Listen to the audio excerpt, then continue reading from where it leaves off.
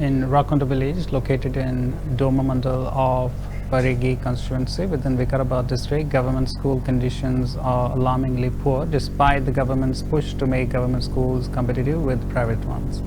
The reality is grim. The primary school, serving 48 students from 1st to 15th grade, suffers from severe infrastructure issues. When it rains, the building leaks all the walls, risk collapsing, forcing students to study in fear and hold classes in the school veranda.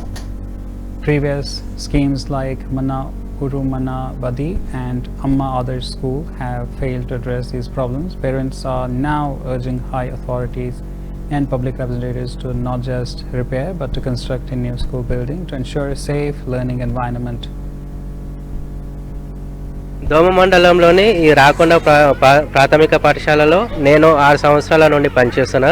ఇక్కడ వచ్చినప్పటి నుండి ఈ రూమ్ల పరిస్థితి మొత్తం ఒక్కసారి ఒక్క రోజు 2 రోజులు ఆగకుండా వర్షం పడితే మొత్తం వాటర్ మొత్తం పిల్లలు కూర్చునే పరిస్థితి లేకుండా ఉంటుంది. ఇది గ్రౌండ్ కూడా పూరా వాటర్ తోటి పూర్తిగా పిల్లలు రావడానికి కూడా లేని పరిస్థితులు ఉంటే ఊరి వాళ్ళు సర్పంచ్ గిట్లా పట్టించుకొని ఇసుక లోడ్ గిట్లా కొట్టడం జరిగింది.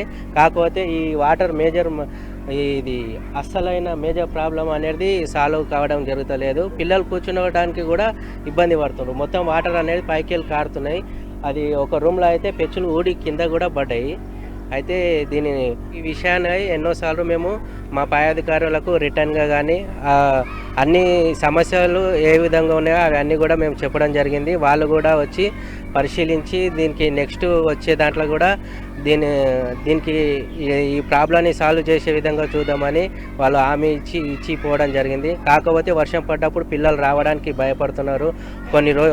కొన్నిసార్లు అసలు స్కూల్నే ఇడిచిపెట్టి ఇంటికి తోలియాల్సిన పరిస్థితి ఇక్కడ ఉంది. దోమ మండలంలోని ఈ రాకొండ ప్రాథమిక